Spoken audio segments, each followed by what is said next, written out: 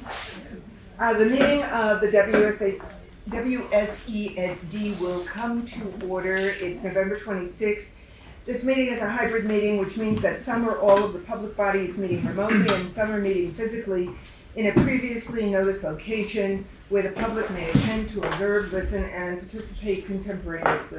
Please note that while we will strive to provide means for those attending remotely to participate in the public comment period, there may be technical difficulties or reasons that otherwise prevent or interrupt remote public participation. Therefore, it is important to note that the open meeting law only ensures the public's right to participate and comment at a public meeting by attending at the designated physical location as posted in the notice and agenda. If a member of the public is having technical difficulties accessing this meeting remotely, please alert us by email and we will do our best to reconnect you. Nevertheless, the meeting will continue. I'm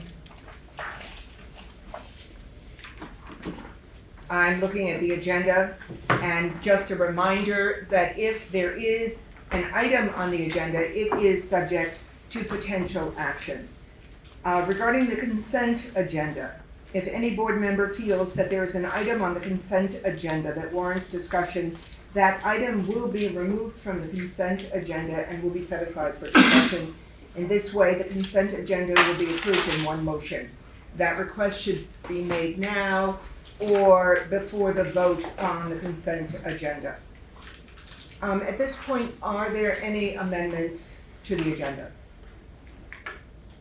I, of course, have an amendment to the agenda, and that is an announcement that we are having an executive session at the conclusion of this meeting, and it is just for purposes of the record right now, it is 1 VSA 313A1E, pending or probable civil litigation or a prosecution to which the public body is or may be a party, and Mark Spino will be invited in. And we'll go through the motions at the end of the meeting. Anybody else for an amendment to the agenda? Okay, we're going to begin with student matters. Are there any students online or present who might want to comment? I don't see anyone at this point.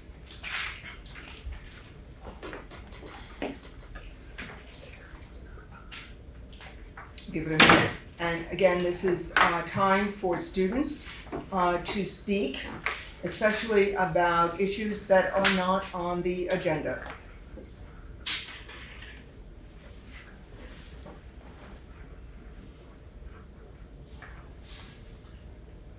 All right, I am going to move on to public comment on non-agenda items. This is a time for the board to listen and to take notes. It is not a time for the board to respond to comments or to engage in dialogue with the public. If appropriate, the board and administration will work on next steps. So again, this is an opportunity for the public to comment on non-agenda items.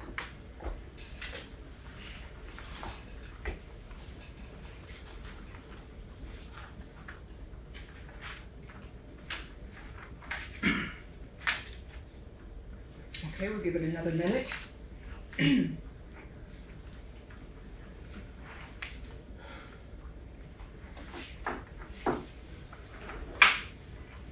All right, I do not see any hands up, and in the interest of time, we're going to move on.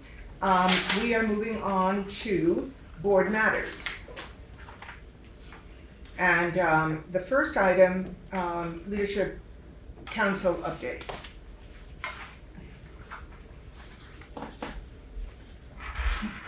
Yes, Ken Price.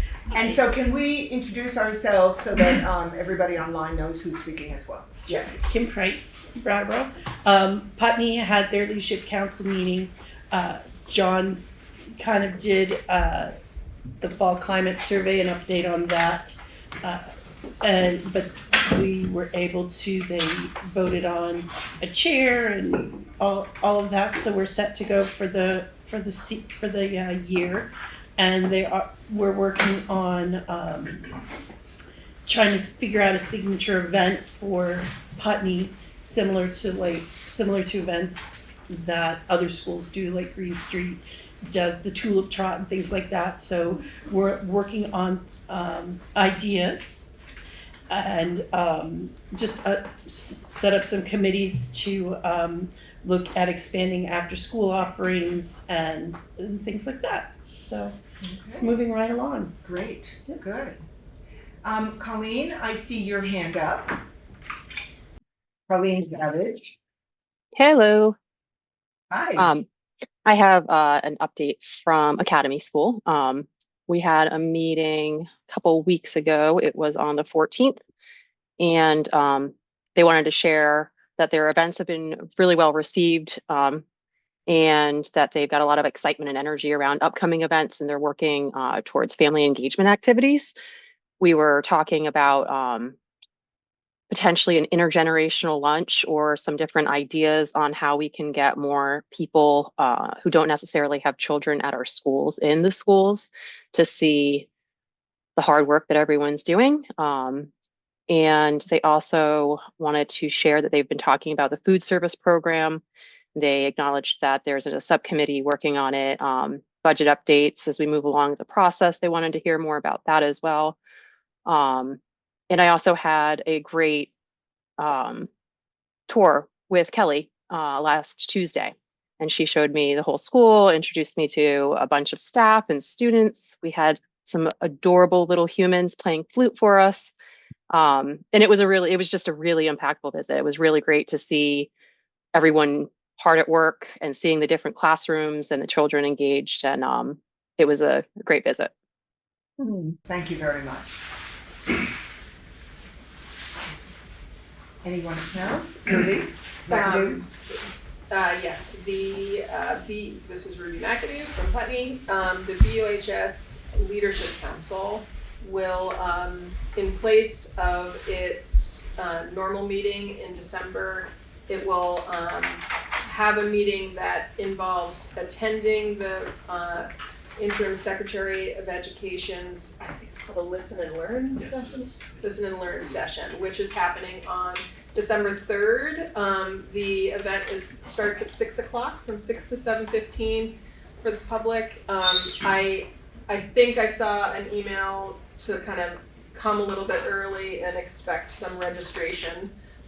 But we're pretty excited, and we'll start promoting that to let folks know that will be the Leadership Council meeting for December.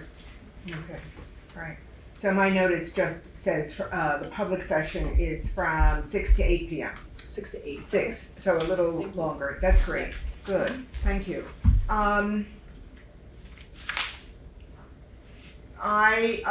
Dummerston Leadership Council wanted to share some concerns having to do with the uptick of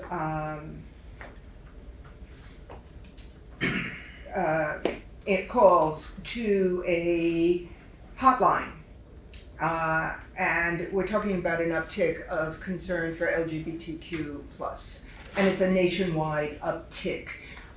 We're going to, I think, address that issue as we come to letter D under board matters. So we're not gonna just make that announcement and pass it by. The other announcement that I would like to make is regarding early education services and EES, Leadership Council. Eva Nolan is no longer able to cover that as the board rep. So again, this is an announcement to all board members. If there is someone out there who can pick up EES and take that on, you don't have to make that decision right now, but can you please send me an email? We really do want board representation at every LC. What day Yes. do they meet? I don't know. Does anybody know for EES when they meet? Okay, I don't know. That would be a question of looking at the agenda and seeing when they meet. Yeah, I don't know. I don't think we get agendas. for Oh, that. I don't think we do either. Yeah, so that would be a question of reaching out to Deb Gass and seeing, when they meet. So, would you do that? Absolutely. Thank you very much. Okay. Anything else regarding Leadership Council updates? Yes. Mary Kaufman, Oak Grove School. It came up at my last leadership council, which happened the day of the board retreat, so Eva could not be there. We had brought it up once before about the students being able to vote, the 16-year-olds on the budget, and it wasn't, I think it was not, there wasn't a clear answer, so that came up again to see if there had been any movement around that or a decision made. I said I would ask. Okay, thank you. I think, with regard to that, changes to how, the town meeting works would be something that would come up this year in preparation for next year. But I'm not sure about that. Tim? No, Maciel. the statute says that students cannot vote on any SU or SD matter because they haven't been elected by the people. You have to be an elected representative, and students are not elected. But I can vote, I'm not elected. But we're talking about residents at the town meeting. Oh, the town Budget. meeting. The town meeting, that's what we're talking about, very specifically. That's a good. The town meeting, and I'm wondering if, that would be, a new article or not. So, Ruby? Are you, can I just clarify, you're talking about at our annual meeting? Yes, the budget Right. vote. So yes. my opinion, which is what I stated in the past, is that there are 4 town clerks who are checking people in, and they are using the voter registration list. And in Brattleboro, if that list includes 16-year-olds, that's between, I don't think that it's our place to restrict what the town clerks are doing. That is my opinion. Whether or not there needs to be some legal massage, like figuring out of that, I don't know, but I'm really glad that it's being raised as someone in Putney where we don't have this issue. If a kid in my town was 16 and wanted to vote, I would be pushing for this. So I appreciate those families who might really want to see this action. That's all. Okay, so with that in mind, to pursue this, is someone willing to reach out to the town clerks? I just emailed Hillary Francis right now. Okay, thank you. Yeah. All right, so we'll see what kind of, this is November. We're just preparing. No, this is good. This is really good. We were talking about the budget process. Yes. So Right, I think that's great. culminating Mhm. event. I think that's great. Thank you. Okay,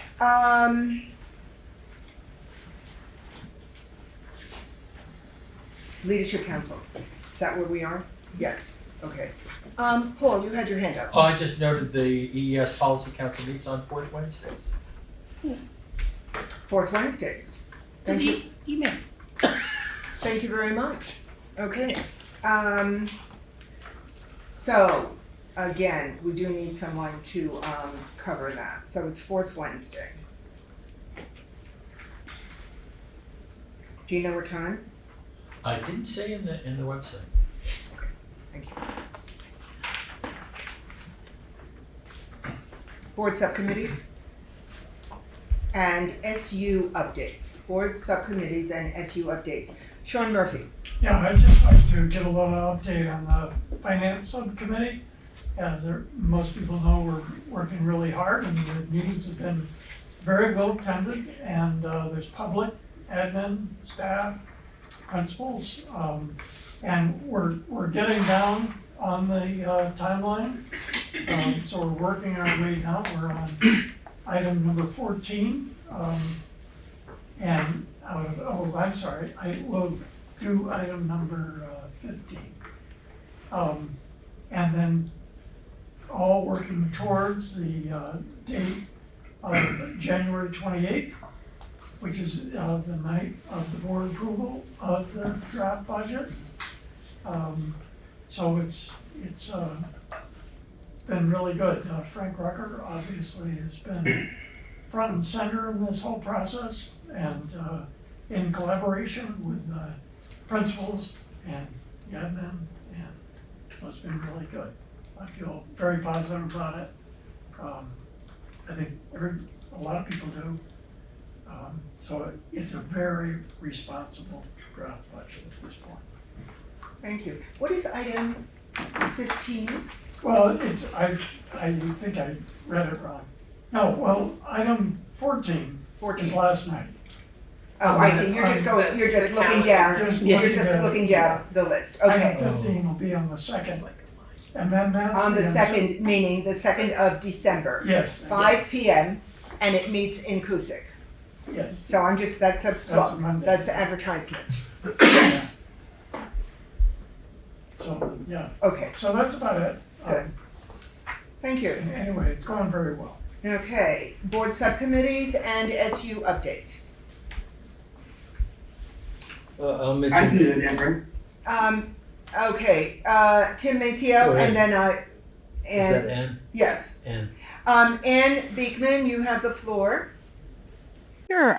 This is an update from the SU we met last Wednesday, and Frank introduced us to the first part of our budget, which is the budget development rationale and the administration and instructional revenues and expenses document, which are available online. In addition, we are considering the future of at least one position, and we have requested reports on the use of consultants, and we have requested that the panorama results for each school be sent to the board, and I would, assume that meant the SD board as well, but I thought you'd like to know that we had requested it. I think that covers everything. Okay, thank you. I asked for clarity. Ruby? And could you articulate, what do you mean, the use of consultants? I don't understand what that concern was. District use of consultants, how much we're spending on consultants. We just, need to know. Like, you want a report that shows what we spent on consultants in the district. That's what you're saying? Yes, we specifically would like to know about the number of consultants, the total cost to the district, and the hourly fees that each one are paid. Okay. That came up at the SU meeting in terms of struggling to go a little lean on the budget and costs. Can I ask? Can I? No, you may not. I can look back to the recording to really understand that, but it seems that that's a really big encatchment. To talk about consultants is it's going to touch on so many different areas.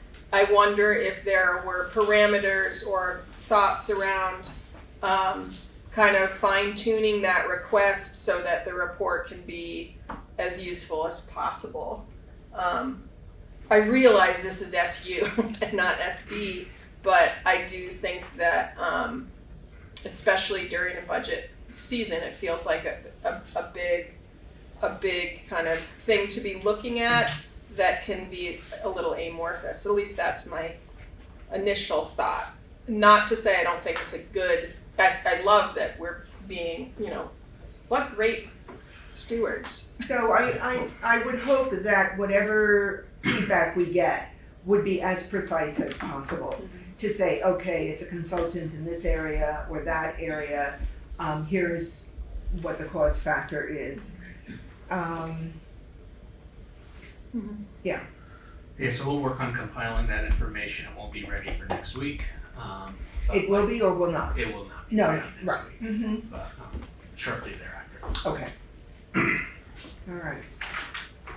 Anything else? Board subcommittees and supervisory union updates?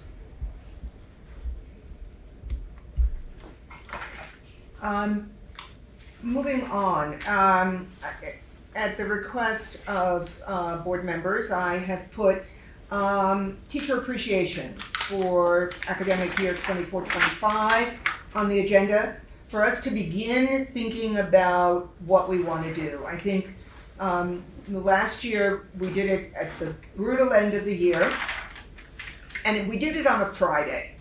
And there was a critique that it would be better if it were done earlier in the week. It was a lot of fruit and muffins, and that can certainly carry over from day to day. So I think we want to do it a little differently, and we also want to consider the bleak months, February, March, that kind of thing. The year gets really tiresome, and there is a flood of goodies that come into schools typically at the end of the year from families to say thank you, from agencies. So we want to start that process. I want to do more this evening than simply say that and then let it drop. I want it to go somewhere, so I'm going to let board members talk about this. Matt Chipley. Thank you, Matt Shibley, Brattleboro. I'd like to query any principals that are available tonight for any on-the-spot feedback that they might be able to provide about how last year's, particularly in terms of the items, I know this board's discussed, the impact of cookies versus fruit or, whatnot. I think I'd love to hear directly from the principals about how last year's appreciation was received.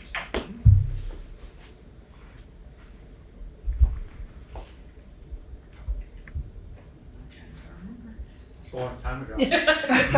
I know. Well, yes. The pause puts people on the spot, doesn't it? Okay, pretty dramatically. Okay, Kim Price. I know I dropped off at multiple schools, so I do feel confident saying that when I was dropping off and when I brought it in, everybody was overwhelmed with how much food we're bringing in. And I kind of had the critique that I wish we had done it on a Monday or Tuesday instead of a Friday because of all of the food we brought. And it wasn't a critique, it was just a thought that was like, they're gonna have to pack it up and divvy it up. But everybody seemed to like it. I do want to suggest March because February is such a short month and there's a holiday. We have a holiday break in February, and March, generally there's not much besides waiting for the month to be over. Ruby. We had talked about, in a kind of the similar spirit to asking the administrators what their feedback was and thoughts were, we had talked about putting out an ask to the leadership councils to see if there were thoughts. This particularly came up, I sit on the BUHS Leadership Council, and I think they had really strong feelings that the high school staff actually didn't get, little goodies that were sent in from families all that much, just because that was like, as kids get older, the culture of that goes away. Whereas some of the elementary schools are like drowning in brownies and cookies and muffins and things like that at certain times of the year. So I think the thought is we do wanna streamline and make things as easy as possible and as uniform as possible, but if there were thoughts or some interest in doing different things, we could do different things. And so I just wonder if how best to do that, to do a survey or ask everybody to go to the leadership council meetings, and within by the first of the year we can make some decisions. Either one of those would work, but I feel like it's a good opportunity for engagement with our leadership councils. Okay, Kim, I suggest going to the leadership councils. And it's part of what, it'll be part of what we speak about at the next one. That way we can bring it back for January. okay, all right. So this will be on the agenda for January. Hannah Parker.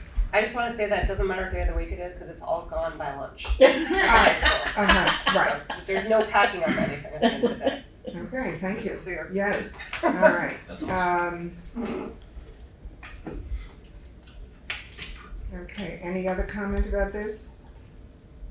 Is it, I'm assuming it's the size of the school determines how much. Yes, yeah, we did a number count. The most per capita. Yes, we could share. Oh, thanks. Yes, you need some like that. It was lovely last year. I do remember what it was. There was so much stuff and it was beautifully presented. Yeah. Teachers always love food. Everybody in a school does. So it's always greatly appreciated. We did have a lot. Yeah. And if it is earlier in the week and last week, it's the gift that keeps on giving. Yes, yeah. Or I can just send teachers to Oak Grove. Or- Right, Nelson's Woods there. Yeah. Oh, wow, there is such cross connection going on this evening. Very cozy. And of course, last year, the fruit was seasonal. You know, we came with crates of apples and oranges, so don't know, it'll be different in March, if it's March. But the other thing is I appreciate reaching out to leadership councils. I think that in the interest of the workload, we need to take all of those suggestions and create a plan that is doable for the board, and one that is fairly consistent across schools. I don't think we can tailor it, but if you don't like what you're getting, you can always do I like your order better than mine, let's trade off, you know. So let's readdress this in January. Let's keep this on the table, and it is now incumbent upon the board to reach out to leadership councils, right? Without a reminder, but just to do it. Okay, good. Ruby. I can say that I think that December is not the best month for engagement with leadership councils, and so there's a chance that some leadership councils won't meet you know, in a way that's like we can meaningfully talk about it. So even if school board members want to have a communication by email with, you know, like I think just gathering as much information as possible. I also think there are a few leadership councils that have not been meeting, you know, and so I think that there's some challenges there. That and the other thing I wanted to just remind us is that something that came up, I think we talked about it in this meeting, but I know it came up when we were picking up food, and was a comment about the you know, why isn't a platter going to the SU, to Vernon, as part of the SU? And I think the answer to that is we're the SD board and we're just focusing on our schools. But that doesn't mean there's not an opportunity to say to the SU board, hey, we're doing this thing. This is, you know, when we're doing it, and invite that expenditure on their behalf as well. And Okay, the Vernon board does Yeah. have events planned for their staff. Okay, so let's scratch the Vernon board. Yes. Okay, we're gonna scratch them, although if Carrie Amadon is listening, we care about Vernon. Okay. Thank you for that. Oh, she's there. So, Carrie, since Vernon just came up, do you want to chime in on what Ruby just suggested? I always thought it was very generous of you guys to include us, and that's wonderful. But we as a Vernon board have our own. We have a welcome back lunch. We do our own, you know, teacher appreciation stuff. So thank you, but it's okay that you don't think of us in this moment. Okay, thank you. Because Vernon does its own thing. Yes, thank you, Carrie. Tim. Okay, this is not going to be really popular. Can I just ask Tim before you begin, Is this about teacher appreciation? Yes, Oh, good. Okay, just making sure. Okay, because you said it wasn't going to be popular. but last year we discussed the possibility of writing a really nice letter to the teaching staff, acknowledging their accomplishments, what they give to our students. And instead, $6,000 in a $65 million budget is nothing. But symbolically and practically, it could mean a lot if instead of food for teachers, we made a donation to the food pantries in the local areas. I think that is a great suggestion. Let's see what leadership councils come up with. I do know that, in the dark months of March and April, it's very nice to come into school and see a platter. It's lovely. So, but I think that's an excellent suggestion. We do write in acknowledgement of teachers and staff every year. So let's see where we go. Okay. There was a letter at every school site that was positioned. So thank you to the board member who wrote that letter. Thank you. Sorry. Hannah. Yes, I do know. I realize. Hannah, thank you. Two things. One is I question a little bit the purpose of talking to leadership councils about it, only because leadership councils are parents. And so if you're looking for feedback from teachers, I don't know if that's the place to get it. I know that we don't have a teacher on the leadership council at Brattleboro. Okay. And so I think it's a fine idea. I just don't know that if you're looking for teachers' input, I don't know if that's the right to get it. Let's put out the word, like a spider web, and see what kind of feedback we get over the next 2 months. Hannah. And the second thing was just as I was walking down here, I passed a teacher who came in from home because they got an email and there was a student who needed some work, and so they were coming in to get it to them. I think teachers are givers. 99% of the time, it's okay for them to receive. Yes. Yeah. I do think that physicality on site is lovely. Yeah. Sean. Yeah, two things. I agree that what Matt said, that the principals really are the ones that have the ear to the rail and know what is really appreciated by the staff. And the other thing I'd like to say is that I really agree with, I don't know how it would work out, but Tim's comment had a great deal of appeal to me. Mm-hmm. Okay, good. All right, so let's see what kind of feedback we get. Final comment, maybe? Yeah. Yes, thank you. Would it be helpful, do we think, to reach out to the principals, reach out to the leadership councils, but to create I would be happy to help to create a simple Google survey, like a form that would help us to gather information. That would be great. And then it could go out to staff and have some anonymity in terms of what the responses are. Okay. In the spirit of asking in 5 different ways and trying to get as much angle as Let's see what kind of leverage we can get with that. That would be great, Ruby. It would also be a good way of reaching out to leadership councils as well. We do know who the chairs are for every leadership council, so reaching out to them and asking them to process it would provide a guarantee that it doesn't get lost as we board reps come to a meeting and have myriad things to discuss. Okay, that takes care of teacher appreciation for now.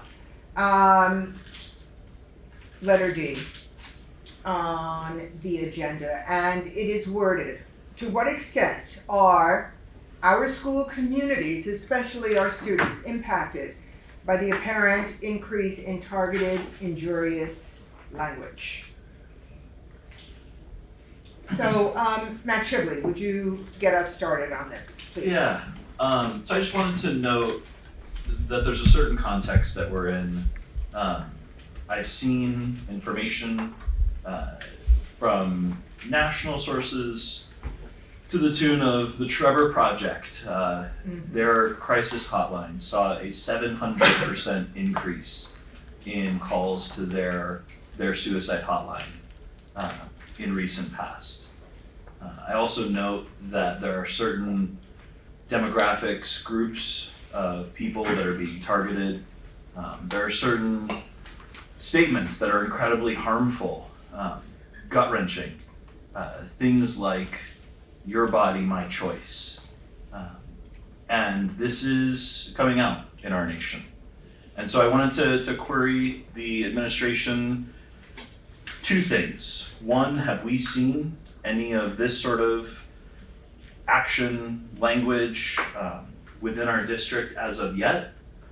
And the second part of it is, have there been efforts, have we reached out to perhaps some of those groups that may be impacted by these sort of targeted comments and actions in a way to help support them, bring them in, remind them that they too are part of our community, and that we're here for them.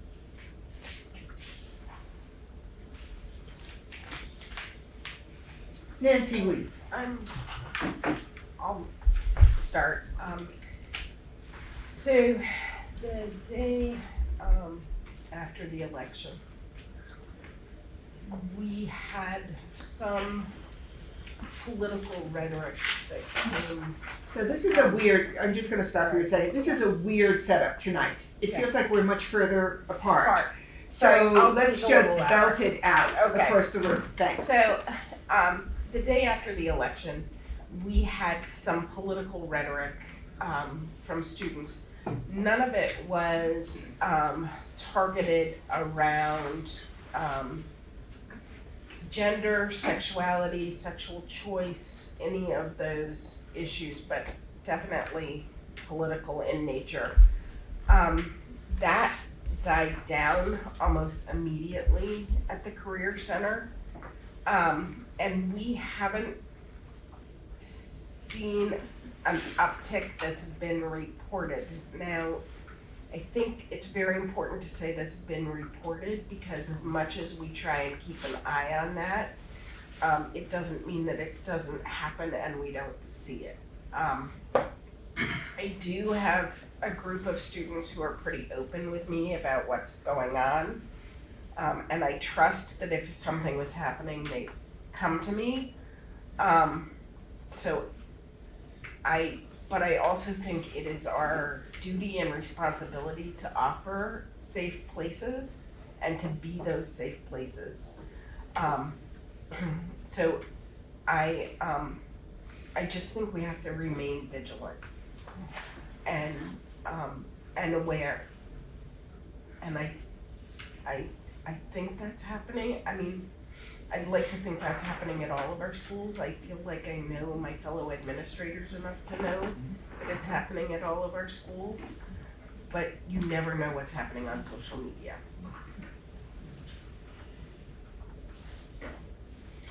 Or in the locker rooms. Right. Or on the playing fields, where very aware of whether adults are present or not. Paul Smith. Matt, this isn't an answer to your specific question. I do wonder how much we would be able to gauge the specific effects of most recent events.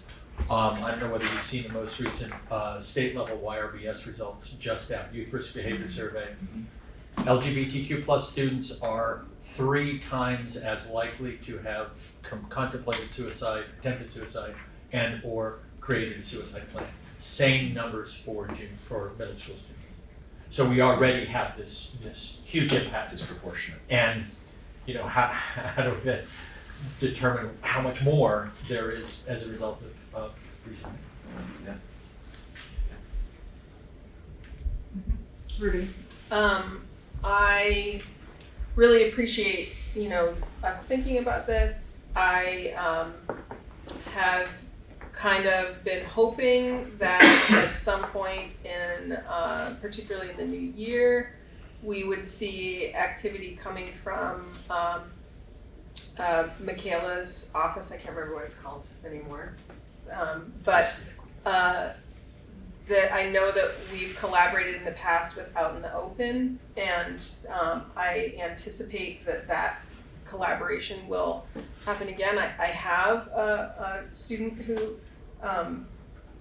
is a trans student, and I can say that kids, even the younger ones, are feeling a lot of strain. And I know that in Putney,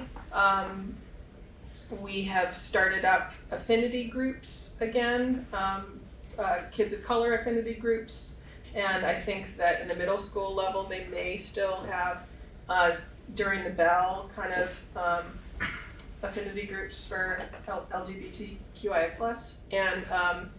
And so I guess it would be good, I think, to hear on a district level from school to school. I don't know where it lives in the calendar, but it may be something to elevate or bring up and hear about, what is a plan, not necessarily from a fear-based perspective, like we should be doing this regardless of the outcomes of the election. You know, like this is an important thing, and there are trends that predate this past election cycle. So I appreciate it. I don't know what more other than asking for some future kind of reporting. I'm not sure what more we can really do ourselves. Mm-hmm. Tim.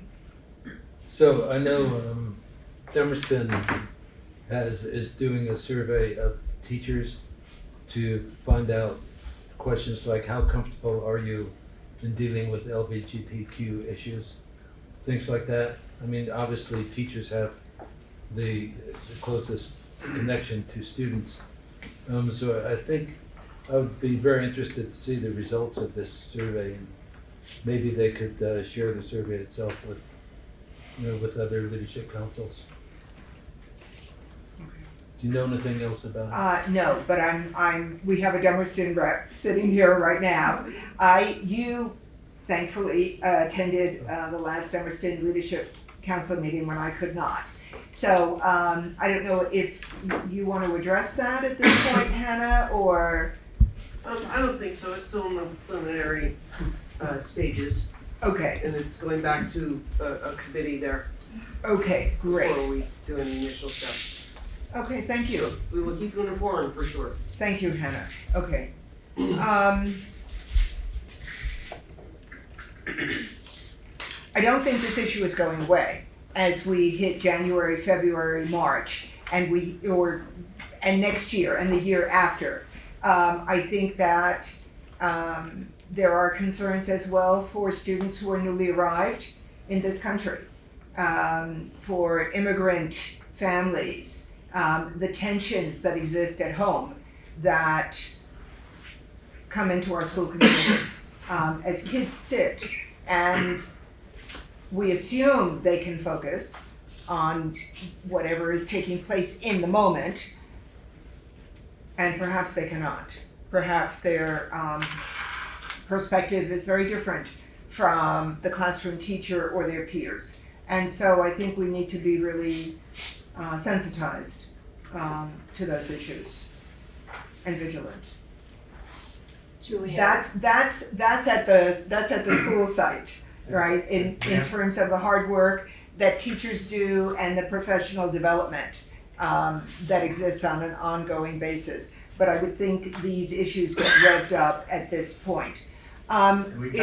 Yes, Mark Spino. As educators, we have to be aware of what's happening in our communities and in the world and international and world as well, because it all has an effect on all of us. I mean, you turn on the news, it's news 24 hours a day. So we always have to be aware of what our children are exposed to, and to be thinking of ways to supporting them in the most age-appropriate way throughout any time of that in the calendar year.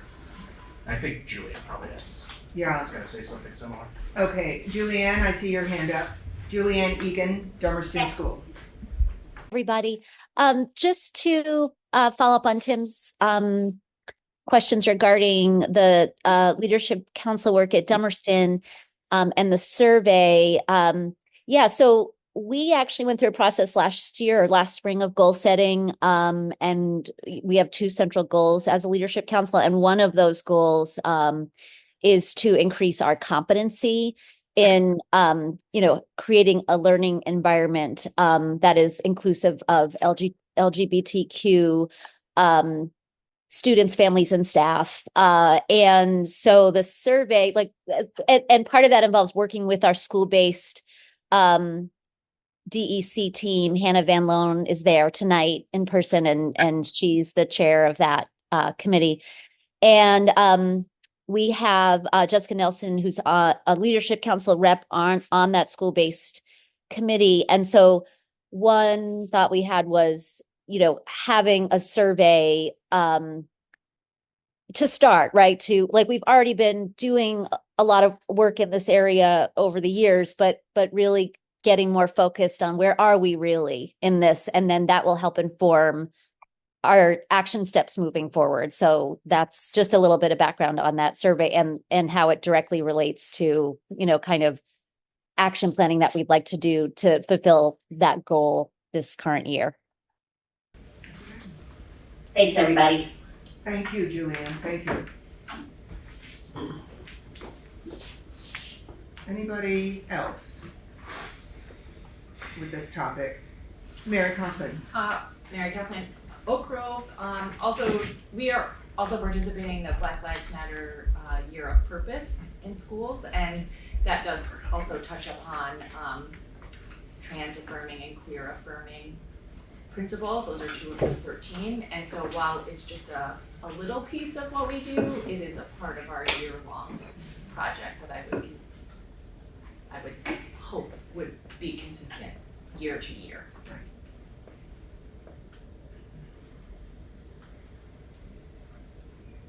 And consistent from year to year, with the understanding, of course, that there's an uptick right now that's going on, potentially, right? Yes. In terms of tensions and fears. Yeah. Okay.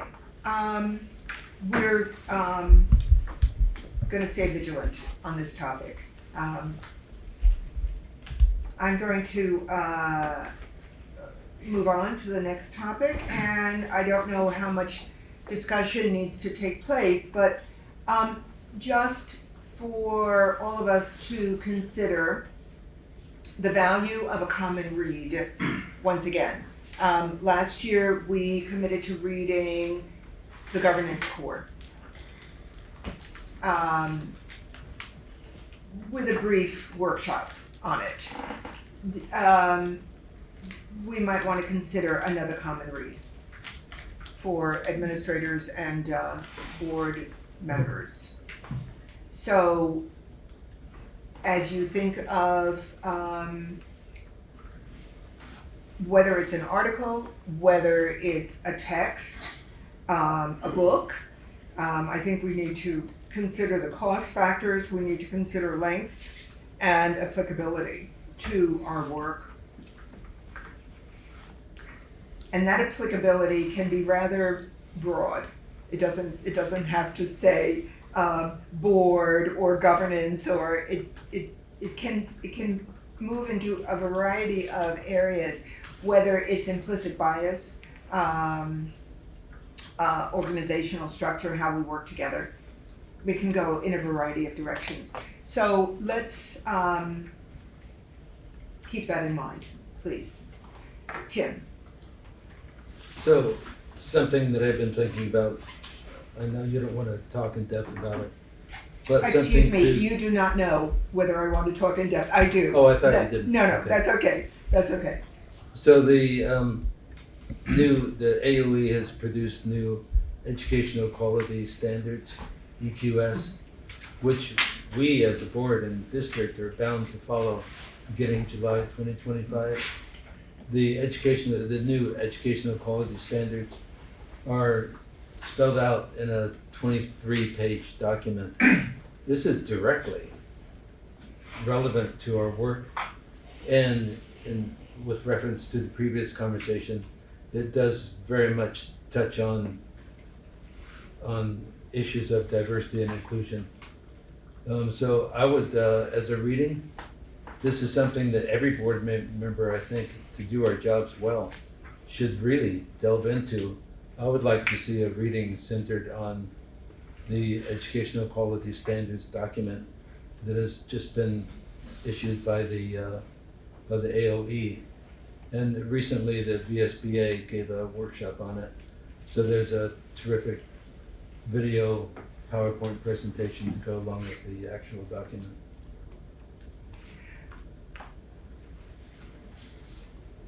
I know that you sent it to me. Did you send it to the entire board by chance? Not yet. Would you, please? And so that we can preview it and make a determination whether we want to go with it or not. I am going to push for the board to take the initiative on this. Admin took the initiative on the governance core. I don't want it to be an either or situation, but let's just see if a group of people can take a look at this and say, yeah, there's that we agree there is substance and right. So if you would send that to everybody, that would be great. Sure. Thank you. Okay, and we'll come back to this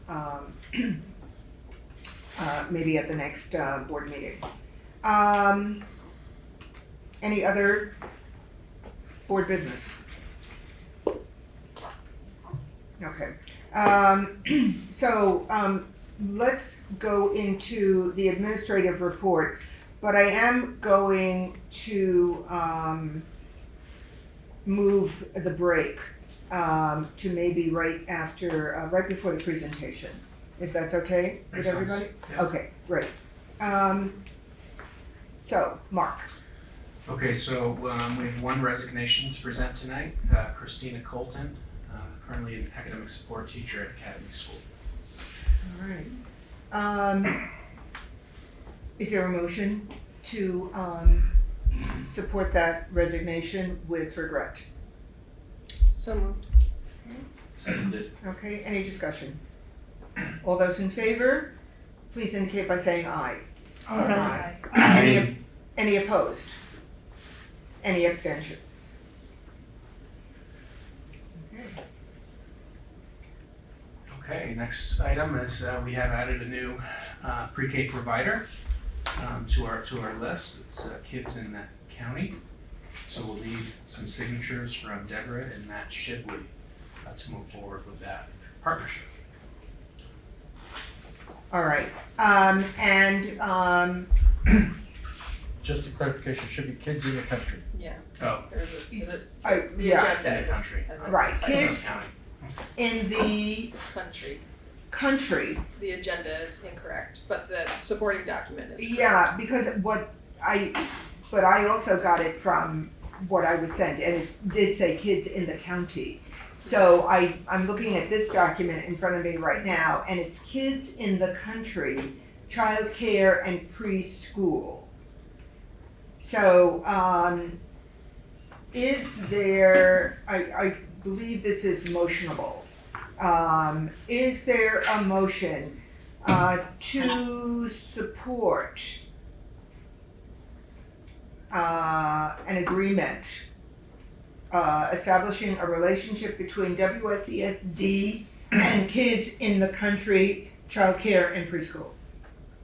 So moved. Second. Okay, any discussion? All those in favor, please indicate by saying aye. Aye. Any opposed? Any opposed? Any abstentions?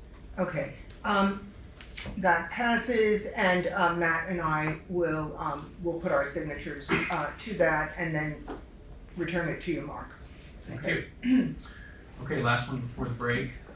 Ruby mentioned it earlier. I sent an email to our community last Friday as a reminder, but we have a great opportunity to meet with Zoe Saunders and her team from the AOE. Zoe is our interim Secretary of Education currently.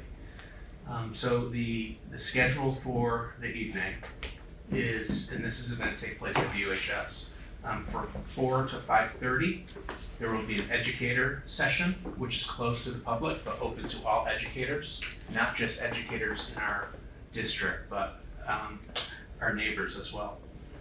So that would be 4 to 5:30. Starting at 5:30, there will be registration in the front lobby of the school for anyone to participate in the open public engagement session, which starts at 6 o'clock and will begin in the auditorium of the high school. So I'll send another reminder out as we get closer to next Tuesday, likely Monday I'll send a reminder out. But again, this is a terrific opportunity to engage with the AOE, to ask questions, to hear from them, to hear what their vision is. And I think we should take advantage of this opportunity. Okay. It's the first of its kind I don't ever remember having an opportunity like this to engage with the AOE in a public way. And these are happening all across the state. In fact, on the 3rd, there's a Listen and Learn event happening in Burlington at the same time as Brattleboro. I did reach out to the AOE to confirm if Zoe would be with us or a representative team, and happy to report that Zoe will be in Brattleboro on the 3rd. Okay, so we have Zoe Sanders. She's not going to Burlington. No. Good, We'll because have that was my question about this as I saw the two locations. Good, we rate. Okay. I just want to confirm that the earlier session that is for educators only is only for educators and board members would then go to the 6 o'clock. That's how I read it, but I can confirm. Would you? Yes, I Yeah. can do that. I don't know how we rate as a board. Is that in relationship to this specifically? I Nancy? participated in one that was only for teachers already, because I can't do the one in Brattleboro, and they, and you had to sign up giving your SU and the school that you taught at. Okay. So I think it really is teachers only. Uh-huh, okay. I have pretty good contact. We've been in touch almost every other day, so I will just send a Confirm that. confirmation email. Okay, please, great. Ruby? Mark, do you know if there's a virtual component, or is there a plan for a virtual? Do you know anything about whether or not folks who can't participate in person or are interested in doing something virtually, is there going to be an opportunity? I don't believe there is a virtual component to this event. Okay. Anything else on that issue? Any points of discussion? I see a hand up, but I can't, oh, Colleen, yes. I was looking at the website and it says there's a virtual meeting on December 10th. Thank you, Colleen. Yep, there's no link for it or anything, so maybe they'll update it. Oh, yeah. You're saying for December 10? Correct. Okay. Yeah, I'm looking at the notice that I have as well, virtual meeting, and, right. I do recommend, if you can, do the physical, face-to-face meeting. A number of us went to Springfield, recently, to hear Zoe Sanders speak. And then we broke up into different workshops. So it's worthwhile. Okay. So Mark, you're going to get back to us with an email to confirm about the educators segment of that. Will do. Okay. So with board agreement, it's 7 o'clock. Right now it's 7:01. Let's take a 10-minute break, please. Stretch break. Wow. Okay, and we'll come back at 7:10. And the next item on the agenda is a presentation entitled Fiscal Oversight and Fiscal Responsibility. When I look through the PowerPoint, there are a number of slides that a number of us have seen already and have been discussed. And I'm going to assume that board members have done due diligence and looked at this presentation online. My understanding in terms of setting up this agenda, the presentation will run somewhere between 20 to 30 minutes, followed by time for question and answer, or you as presenters determine whether you want question and answer as part of your presentation, or you want it to be held.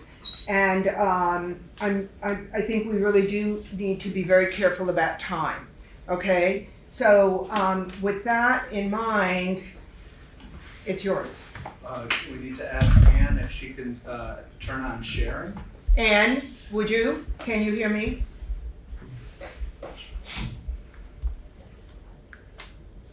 Ann?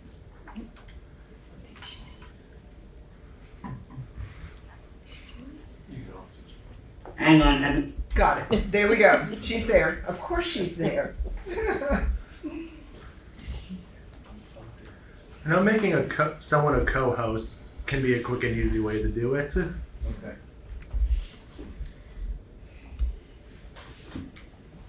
So I'll get started with the intro while Ann and Tate are pulling that up. As Deborah has referenced, Frank and I have done this presentation on 3 occasions at finance meetings and an SCU meeting. And the focus has been on tying student outcomes to our budget and the work that we did last year in developing support systems for our students and teachers. So tonight we'll be giving a similar presentation with some of the same slides, but we'll also be focusing on investments that we've made over the years in terms of curriculum, professional development, and positions. So the great thing, the budget season is long, right? There's lots of meetings, lots of numbers, lots of late nights. But what's really nice about the whole process is tying the budget to the work that we do day in and day out in the school system. And that has always been our focus as we work with administrators to kick off the planning process. Like this is an opportunity to tie our expenses to outputs in terms of student outcomes. So we'll be looking at student outcomes tonight in comparison to state student outcomes. And we'll be looking at some curriculums, professional development opportunities that are tied to the budget. And we'll be looking at some evidence in the programs that we have chosen to invest in the last 3 years. Mary Kaufman, Tate Erickson are going to take the lead tonight with this presentation. Stacy Sawyer, our curriculum coordinator, PreK through 6, will be chipping in as well. And I would like to thank Bryn Tucker, who's online, in advance of the presentation for her work coordinating the student outcome slides. Do you want to cover the CIP goals? That's next. Yeah, it should be the first slide. Yeah. I was trying to punt here. Like I'm not So the very first slide that you will see I didn't know if you had to memorize it. There you go. is essentially is our continuous improvement plan and our lofty goals that we've set for ourselves. And that paragraph aligns with what I was previously saying around tying our budget and our expenses to student outcomes and support strategies for improvement with our teaching staff. So I'll turn it over to Mary. And Okay, so up here you'll see our ELA scores first. This is on our VT-CAP, which is our state standardized testing. We take this in grades 3 through 6 in the elementary level, and then 7 and 8, and then 9th grade. I don't know beyond. But what this is comparing is matched cohorts. So if you looked at the 5 to 6th grade bands, that's what the 5th graders did as 5th graders, and then what they did as 6th graders. So you can see there a great increase. In other grade bands, there is some variation, but overall, we did see an increase in literacy proficiency from spring 23 to spring 24.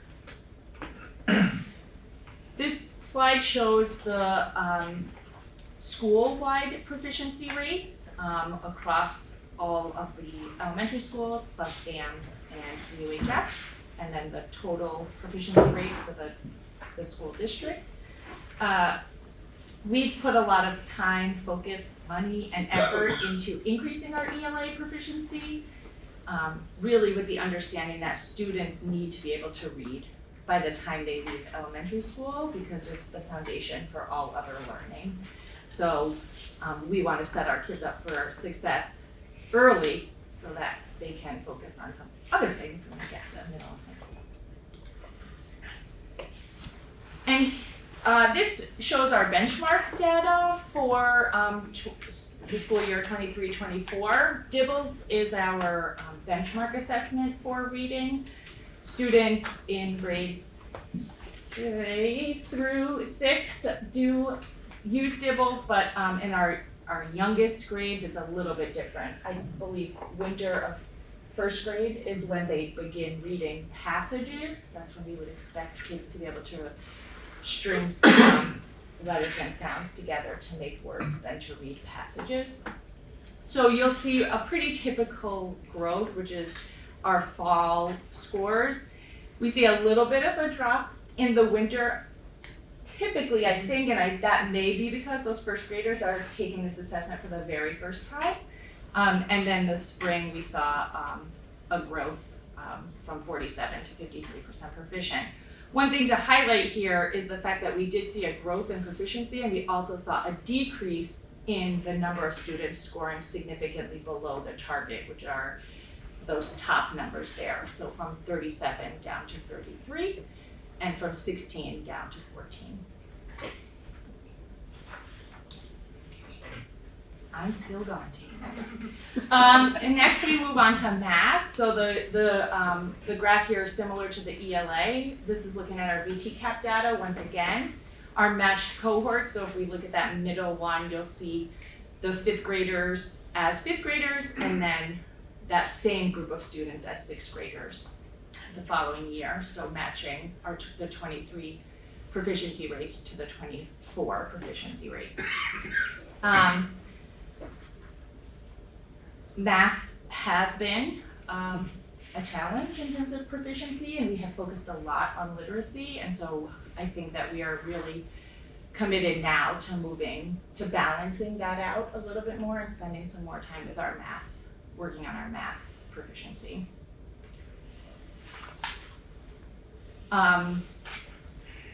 Interestingly, our scores are fairly in line, if not above, the Vermont state proficiency rates, meaning this is not just a district area of focus, but a statewide area of focus.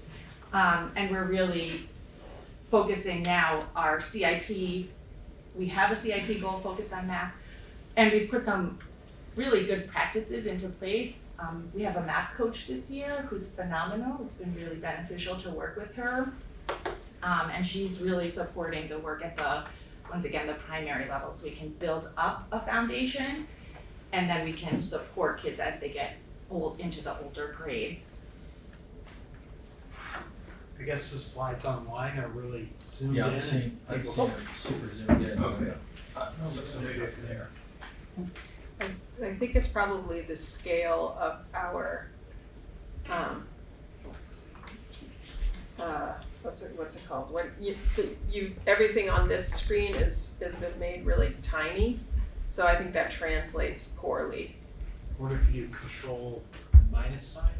It was, Oh, you have it was showing clearly when you started the presentation, it was fine.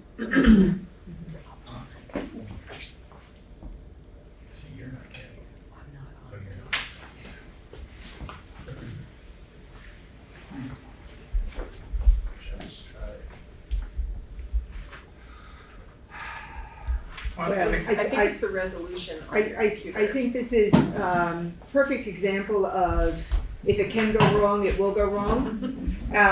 Murphy's Law, and technology is one thing, but the presentation needs to continue. Okay, we don't, oh, good, we can look at this. So here, we're looking at the school sites benchmark. This is, again, VTCAP data.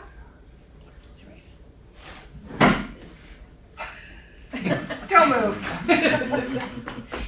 And as I was saying, you know, we have our CIP goal in math. We're also prioritizing the pacing of our math curriculum, which is IM, stands for illustrative mathematics. We also are using benchmark assessments. We do that 3 times a year. In grades 2 through 6, we use STAR math assessment, and we are really starting to get a grasp on how to use that effectively.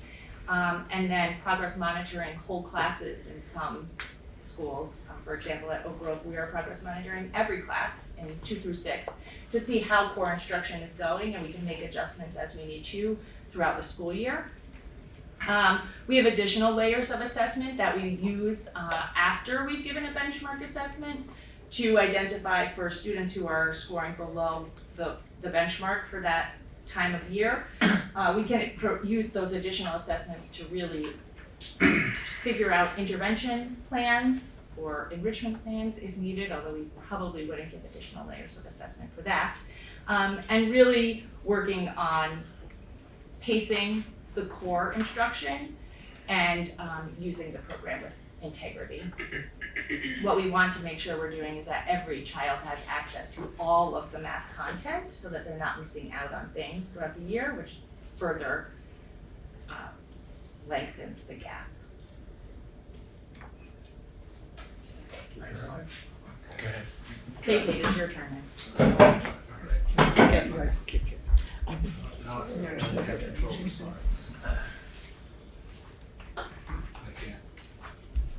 Yeah, no, it won't let me change slides. Would it help to close the presentation and reopen it? Why not? So he has no control. Stop share, can you stop sharing and then I'll redo that. What about skate? Oh, okay. Do they need a copy of this? I guess.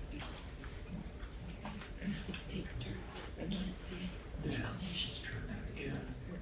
Oh, actually, let's go to the presentation. Does he want it? Does he want it? I think he's. Yeah. Where's your presentation? Oh, they are. Perhaps there's any questions so far? I did have one question. The, Sure. the IM math, there used to be something at the high school. This is different from what you're reporting. that was integrated math. That was a long time ago.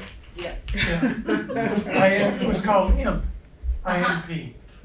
That was there when I was in high school. Was it? Yeah.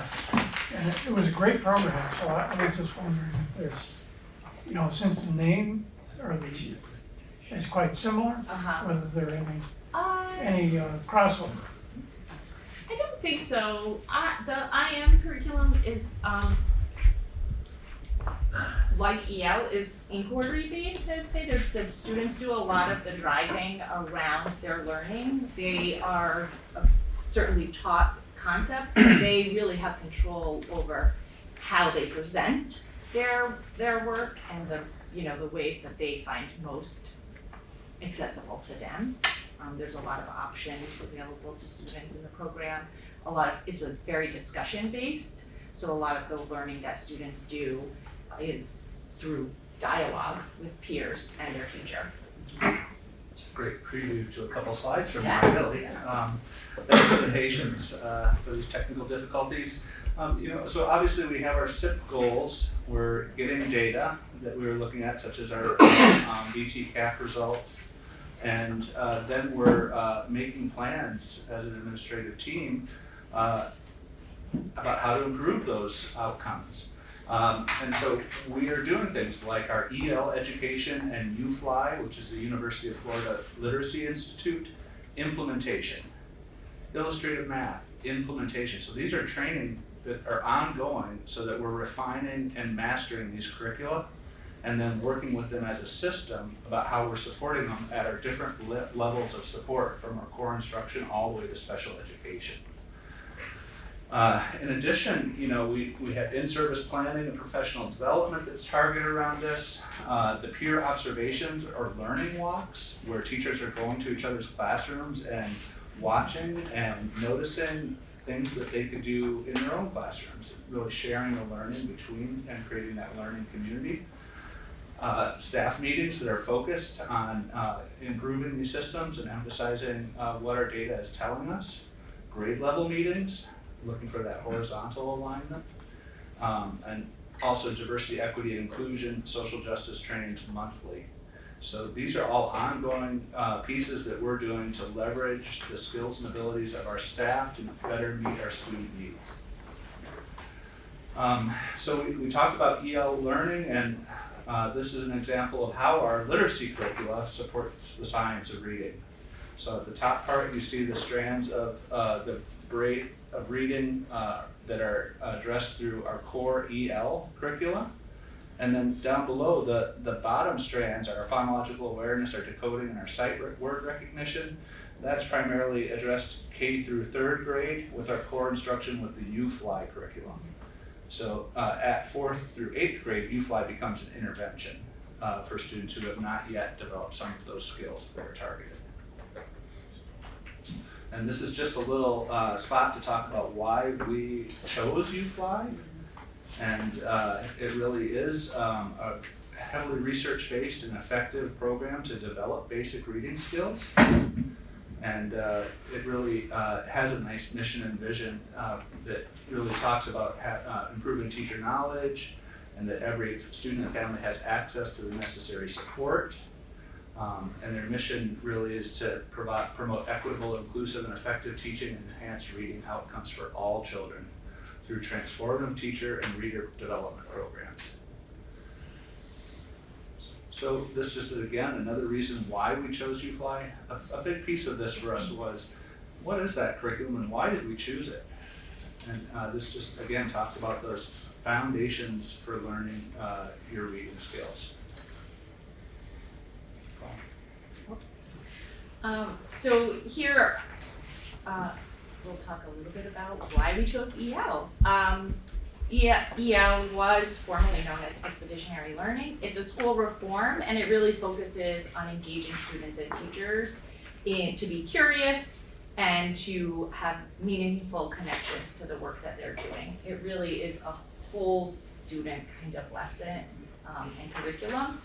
There's lots of inquiry, and it's rigorous, and it really pushes students and teachers to be their best, to do their best learning. And from this graph, you can see that EL is really for everybody. It demographically covers a wide variety of students, and students who participate in this curriculum are successful in increasing their literacy proficiency.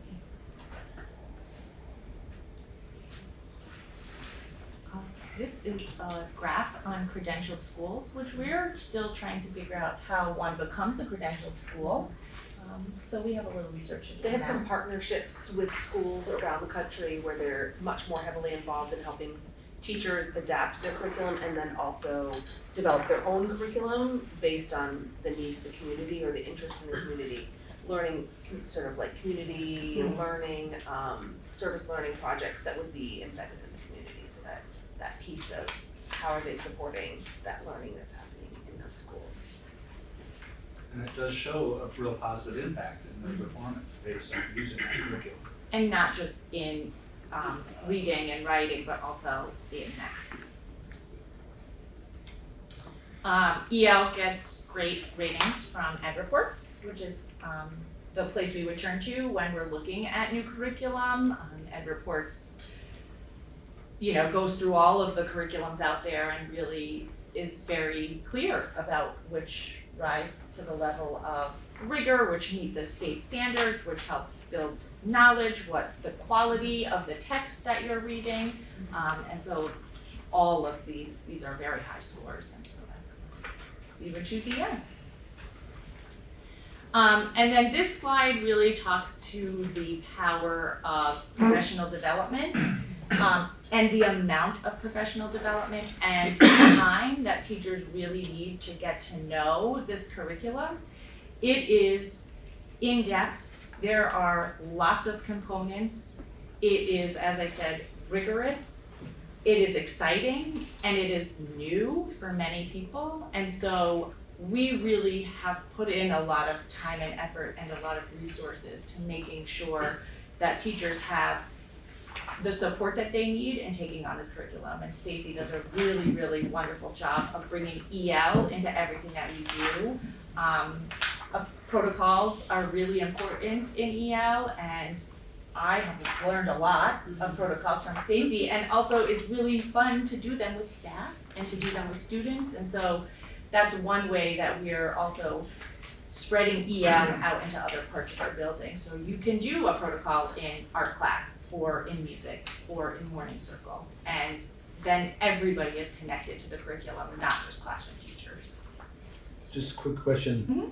Are there other districts in Vermont that have used EL and UFly for a number of years that we can learn from to avoid pitfalls and such? There are districts around the state. Winooski School District comes to mind, and they've adopted EL probably 2 or 3 years ahead of us, and so I've had some interactions with their curriculum coordinators to understand where they're at in their implementation process. And then there's several other districts around the state that are newly adopting EL. What about UFly? I'm not as familiar where they are, but UFly has been adopted in lots of places around the country, so yes, it's pretty straightforward. Yeah. So Winooski saw some really good gains. Mm-hmm. Good. So I know the science of reading, it's a roller coaster every decade or so, and there's an interesting article in a recent issue of Atlantic, sort of castigating Lucy Calkins out of Columbia University. And so I'm curious, in terms of teaching reading, or at what point are students reading a book from cover to cover? Or is the teaching of reading focused on excerpts in a textbook per se? How is that working? Students are reading and exposed to whole texts starting in kindergarten. Mm-hmm. They're not necessarily independently reading picture books in kindergarten. There's a lot of stories that are read out loud to them starting in kindergarten, and then that slowly the level of independent reading increases as they move through the grades, but they're exposed to real literature, entire books from the beginning, every day. Multiple. And not only fiction. I mean, I witnessed a 5th grade class examining the Universal Charter of Human Rights that was just hugely sort of just amazing what those kids were doing. Okay, this is a big change that's taken place. As I think about students who graduated a few years ago, and the comment was, I read one book throughout all of high school, and that was it. So, and instead it was excerpts from, textbooks, which is dreary, and you never really get into the text itself. We don't. Okay. Yeah. There are no textbooks. It is. Okay. Books are in the hands of great. every child Great. every day. And they do a great job of weaving it so it's building knowledge around a topic. And so as Paul mentioned, students will be exposed to both literature and informational text on that topic and comparing how that information is portrayed in different ways. And understanding the meaning of words out of context and whatnot. Okay. Building vocabulary, which is a crucial piece of reading comprehension. And Mary, about the affective factor, a couple of years ago you had I'm a Math Kid program. Yeah, I remember you were telling the board about how you had this program where kids were told, yeah, you're good in math. And they went around saying, I'm a math kid. Yes, we did do a lot on math that year. That's a good reminder. I was impressed. That was pre-COVID. The point is, I was Yes. impressed that you're dealing with the affective factor, that kids at such a young age already think of themselves as, I don't do math. Right. Yeah. Yes. Build that self-confidence. Right. It's a great segue because I want to tell you a little more about illustrative math. And so that we talked earlier about that it's a program that has kids talking and writing about math, listening to each other's ideas, really doing some critical thinking. And that's really brought a new level of rigor for kids to understand the numeracy concepts. And it really does give a coherent progression of learning. So why did we select this? For a very similar reason. Ed Reports really talks highly about how it's meeting expectations in all of these grade levels and rating very highly. So this goes through all of the grade levels, talking about their effectiveness for focus and coherence, rigor, and mathematic practices and usability. All the way through 8th grade. I think that's a common thread between both EL education and IM, is this idea that students are doing the talking and discourse is what's bringing about their understanding about what they're learning, and that's an important piece. And both of those programs support each other in that way. So with that, we've done a lot of aligned professional development. You saw this in the previous presentation where we talk about some of the pieces that we've been given for our staff targeted towards each of our SIP goals for the year. Things like our literacy, doing EL for all students, math, using Goldbook, which is a program we use in special education to help us develop strategies and goals that are important for students to better access their learning and remediate skills. That sense of belonging. One, exploring neurodiversity. I'm obviously going to choose ones that are highly interested to a special education professional. And then our graduation rates, which we're hoping to align with the state. Things like building thinking classrooms, collaborative teaching. We also did this for our parent educators on November 7th and 8th, and we provided a diverse set of offerings for them to continue to increase their skills and ability in supporting our students. They do some of the toughest work in our schools, and training for them really will pay us off. Could you, what is Goalbook? Yeah, Goalbook is a platform that we use to help us develop better IEP goals and objectives, and as well we're sharing it out with our ASTs, and so that they're able to use it. It helps us to think about a student and an area they have need in, and develop goals that are more precisely measuring the skill that we're trying to improve. And at times also comes along with progress monitoring tools for that specific goal. It has a tremendous library of universal design for learning, UDL strategies. Those are access strategies that any classroom teacher can use to help a student who has a weakness or a deficit in an area to better access the content and curriculum and then express their knowledge.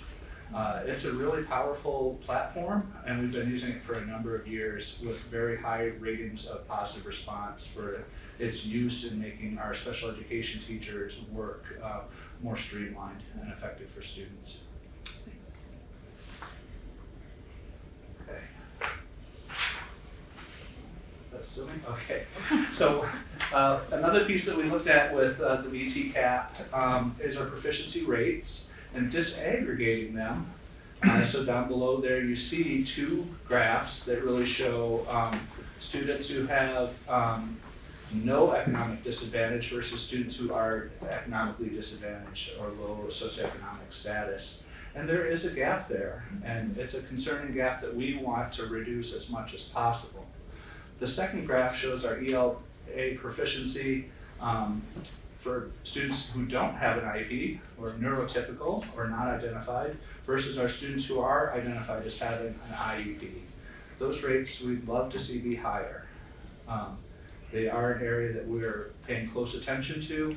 We do believe that with our implementation efforts, that once we really fully implement these core curriculum programs and work with our, again, layers of support at each different layer about how they plug in and connect students so that they access that curriculum better, that we're going to see increases in these scores.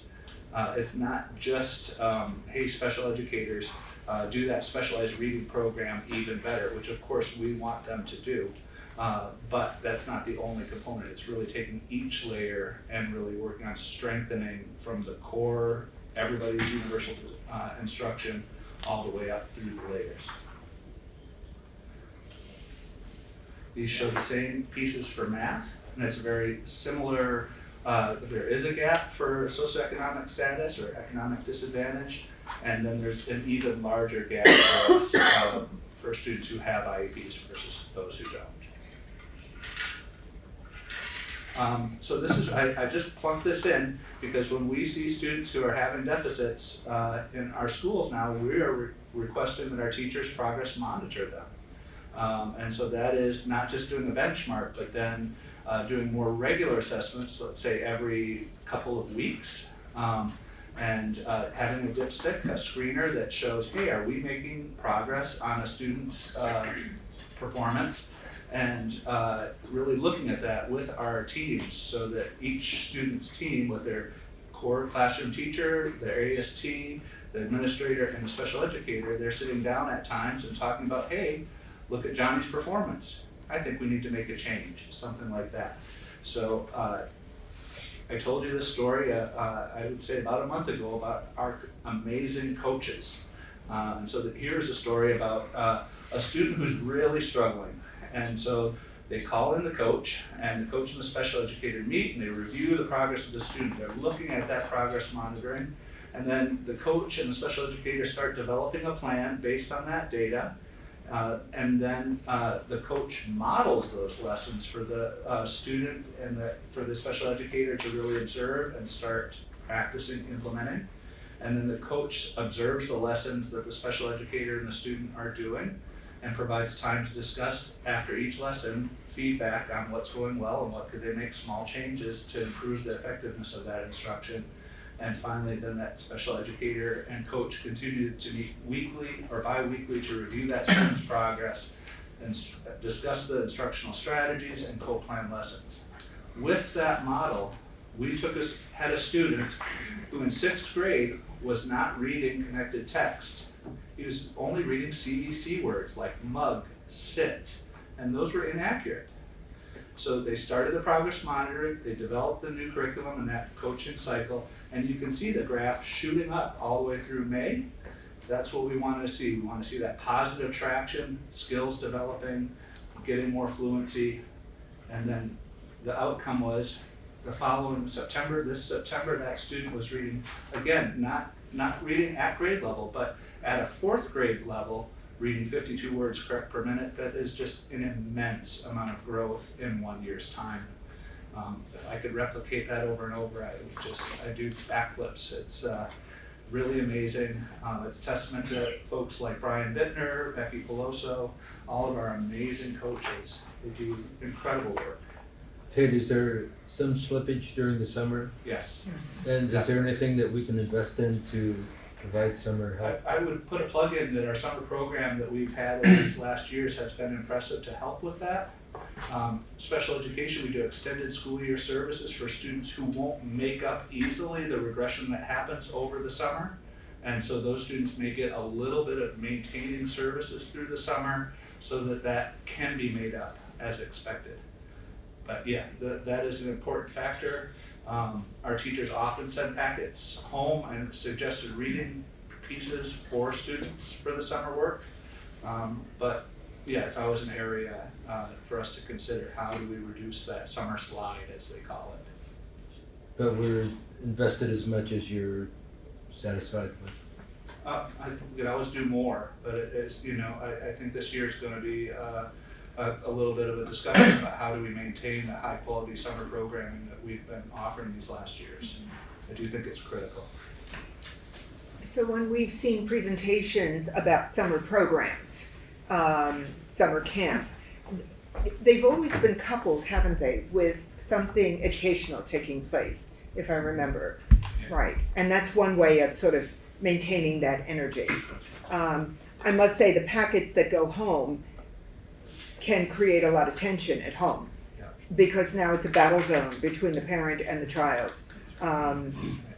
You have to do this work kind of deal, and oh God, to be avoided. Yeah. Sorry, but That's not the intent of it for certain, but it does Yeah. happen. Like Yeah. that. Right. Equity issues can happen with that as well.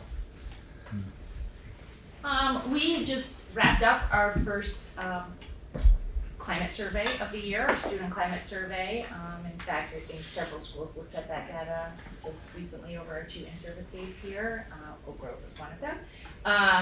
We did the Panorama Climate Survey to students in grades 3 through 12. It is taken online, and it is a way to measure school climate, a sense of belonging, and then there are several custom questions that we have that have been chosen for this particular school district. In the first graph, that's our 3rd through 5th grade responses. We generally are above the 50th percentile in positive responses to all of our questions there. And then the 6th through 12th survey hovers around the 40th percentile for the sense of belonging and the school climate questions. It is a trend that we are certainly aware of and continuing to work on in the elementary schools. Though that don't have a middle school connected, that data is very limited because there's just one grade band represented in that data, which I think is covered on the next slide. But in the 3 through 5, that's like that whole group of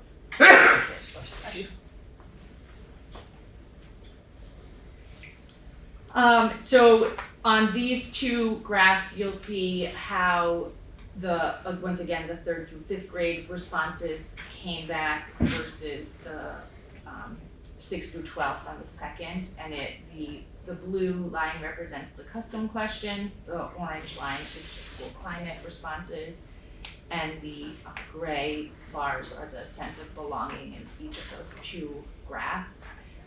Notably, the 3 through 5th, the numbers are higher than the 6 through 12, but that doesn't mean we stop there and just admire that data. So the things that we have in place to support a growth in these areas is the purchase of an SEL or social emotional learning curriculum, which is second step that we have in all of our elementary schools and our K6 through 8 schools. Do you have that advanced? Not second.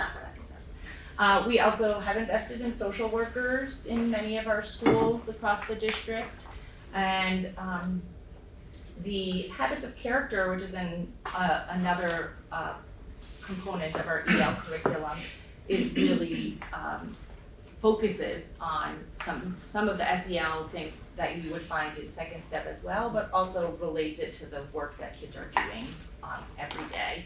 So, like words like initiative and persevere and collaborate are words that kids are routinely exposed to and use on a regular basis, even in a first grade classroom. And that really helps to build kids' confidence, vocabulary, and And a positive learning community. In Yeah. order to be able to have those productive conversations, they have to learn those skills about how to carry on a conversation back and forth and share ideas, so that those habits of character help highlight those skills that they need in order to be successful at that. So, yeah, and so you saw this previously as well. This just emphasizes in the first graph that Vermont over the past 20 years has seen a significant decrease in people completing traditional teacher preparatory programs. Correspondingly, you see the graph that since 2017, our number of provisional licenses has gone up. My experience in these last years actually is, yep, there was some turnover a few years ago, but actually it's getting better and better because we have good things going on, and we're doing things like investing in our staff with professional development, and have really expanded to now even grow our own, which is a new initiative that we started last year where we are having paraeducators apply and up to $5,000 per year towards obtaining a teaching endorsement.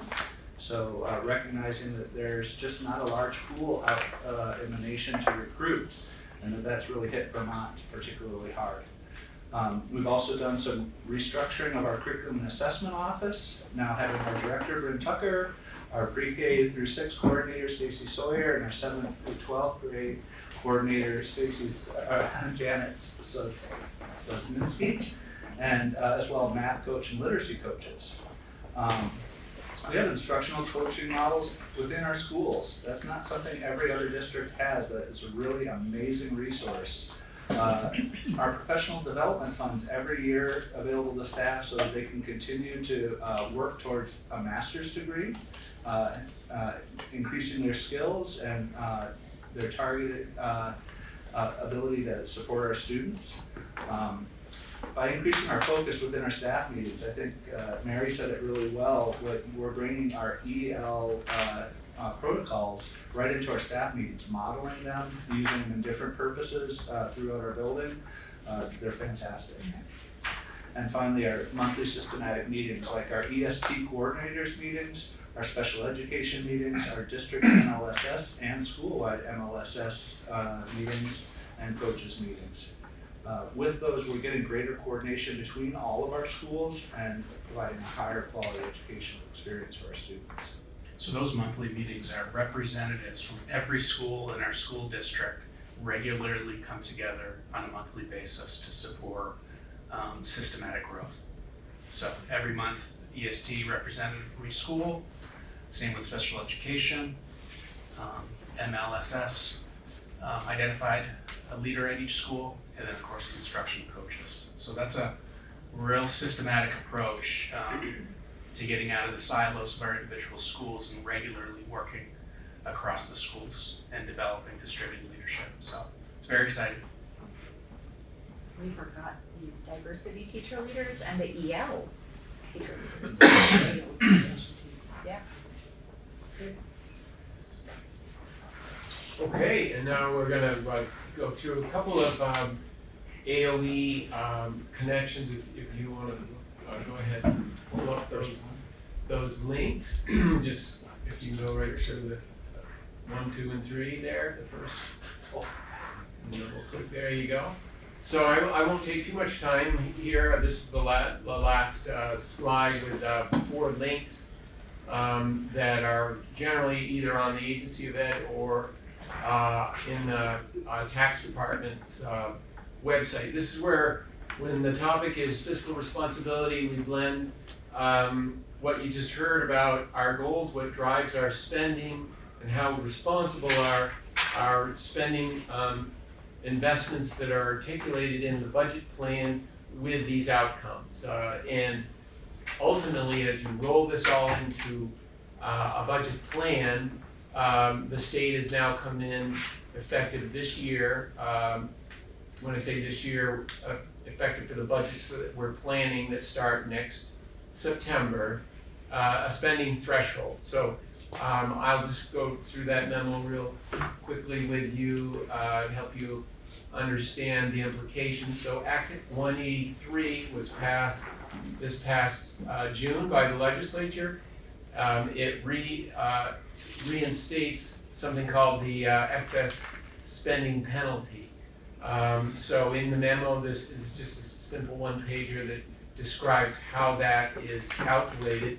This ultimately is from a pure numbers point of view, fiscal responsibility or not. If you exceed this parameter, if you just scroll down a little bit, I think, yeah. The outline of this simple calculation, there's a lot that goes into it, but if we exceed this, the state is essentially defined that as not fiscally responsible.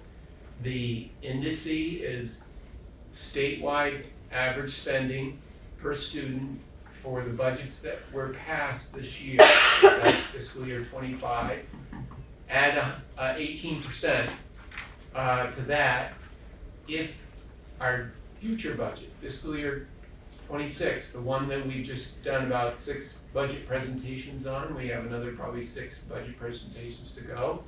If that plan is greater than 18% of the current year state average, it triggers a penalty. You've heard Mark and I indicate that we're working very closely with our educators. We will not present a plan to the board and the community that triggers that penalty. That is the definition of fiscally responsible or irresponsible. So if we go to the next slide, or the next link there, we get a little bit more detail on how that is calculated. I'll be going through this with you as we refine our assumptions and we bring all of these components of the budget. At this point, as Sean has mentioned, we've reviewed the Windham Southeast School District elementary budget and the district-wide proposal, so that's about $40 million. Elementary meaning all of the schools that you've just heard from in the room, and then district-wide is investments such as capital investments for our system at the elementary level. It's it would be the diversity equity programs, the board spending is in the district-wide budget. We've also gone through the secondary just last evening and illustrated the spending plan again, driven by what you just heard in terms of goals and expected outcomes. And then we will take that and apply these principles that you see outlined, all an extension of Act 183. It kind of walks through tax rate impact in this memo. It describes certain exemptions from the penalty, that most of them are not relevant to our system. And then if you get to the sample, this is the kind of the whole cold hard facts right here. The statewide average spending was $13,229 for this fiscal year. There's a inflation allowed on top of that of 3.19. That's an estimate in this sample. That estimate will be updated probably early December. And so they're allowing a base average rate of $13,600. Our spending, as you know, Sean probably remembers this from his presentation at our annual meeting, our spending is $14,900.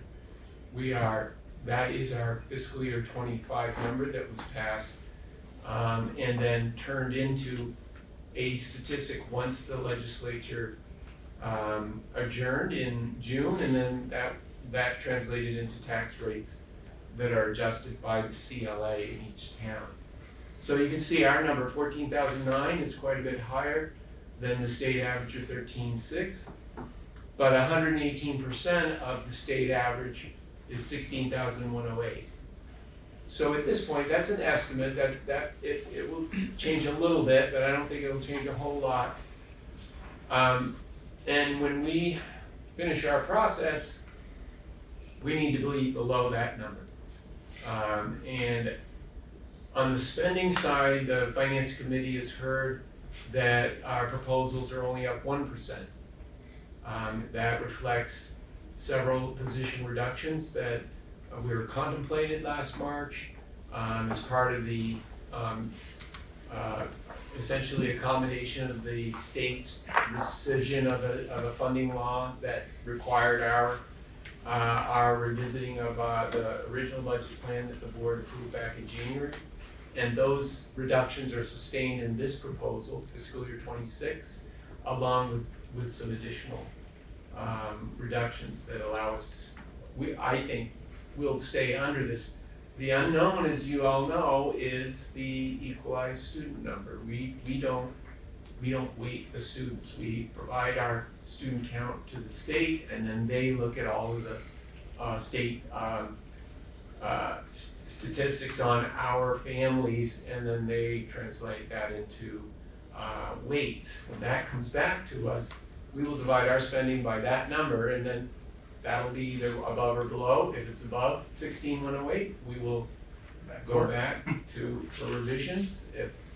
If it's below, we feel like the drafts that we're presenting meet the needs of our students in a responsible way. So there's your quick overview. A couple more links that we have in this document for you. Third one? Mm-hmm. Yeah, so I definitely will skip over this one. It's really just a illustration of how you take spending divided by students.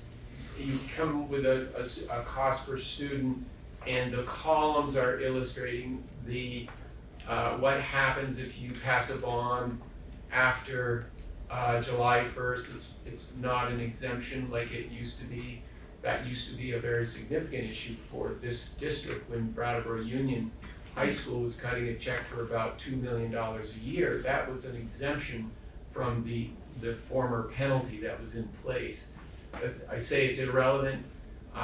You know, I'm not a believer in saddling the district with debt, and we have alleviated debt in this Windham Southeast School District. Fortunately, the bond that was passed, the largest bond in the state back in 2003, put the Brattleboro municipality and school district as one of the highest indebted municipalities in the state. Glad to report that we are now one of the least indebted. The only bit of the debt that still remains is the Putney Central School project that was bond issued in 2008. It's not a significant portion of our budget. The reason why we've been able to avoid debt, as you know, is we have a capital plan. It's about a 40-year plan. We know when all the assets that we rely on were built, and we know the depreciation schedule of those assets, and we have created reserves. As you know, we spend between $3 and $6 million a year to maintain the assets without debt. All of that is in these figures that we're talking about. All of those costs are embedded in these 16,108 threshold figures. Our 14,900 figure includes just a responsible investment in maintaining our assets to keep our student learning environments good. Last document is the memorandum from the governor, and you've seen this before as well. I think we touched on this in early October. This outlines the state's perspective, you know, at the governor's office, who's obviously the boss of the agency of education. The Secretary of Ed reports to the governor.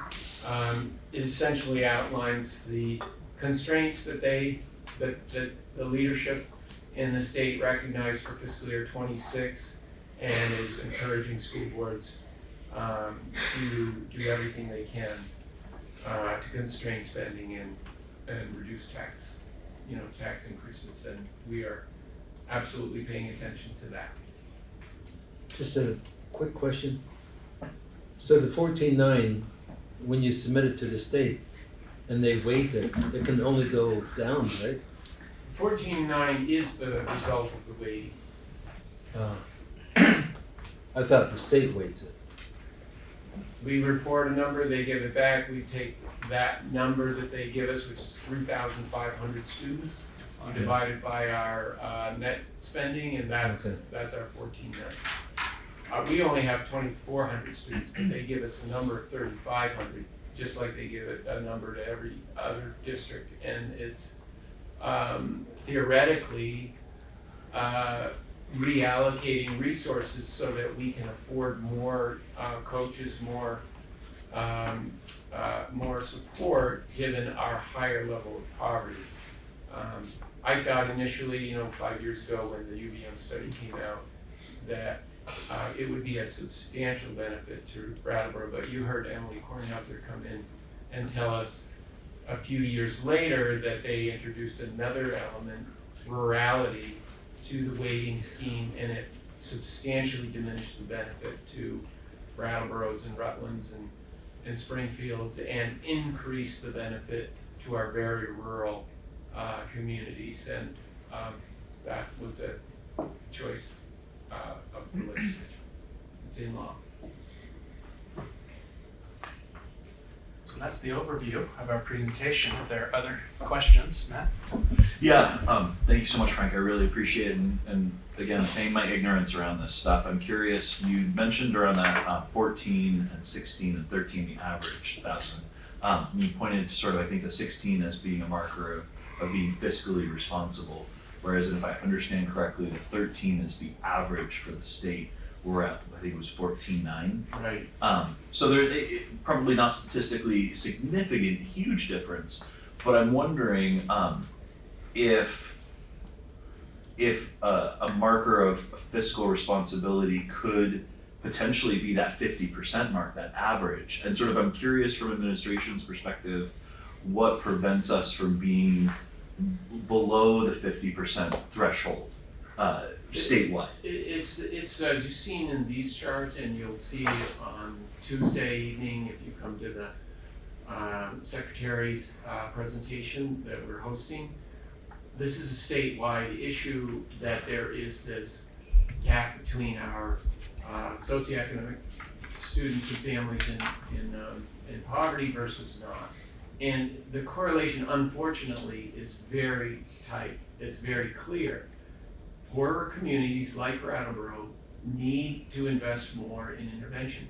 There's no way we're going to get it to be spending average and get at least as proficient as the state, as you saw in these slides. You saw in our ELA proficiency that we are doing as well as the state in ELA proficiency.